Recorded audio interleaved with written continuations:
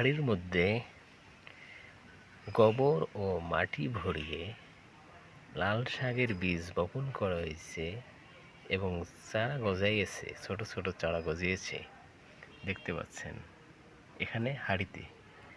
এখানে লাল শাকের চারা গজিয়েছে টবের মধ্যে বীজ দেওয়া হয়েছে, সেখান থেকে এটা উৎপন্ন হয়েছে।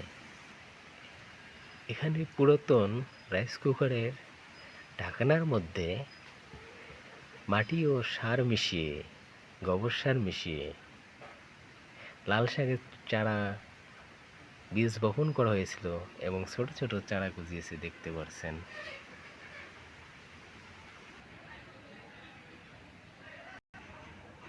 ক্যারেটের মধ্যে লাল শাকের চারা, ছোট ছোট চারা গজিয়েছে।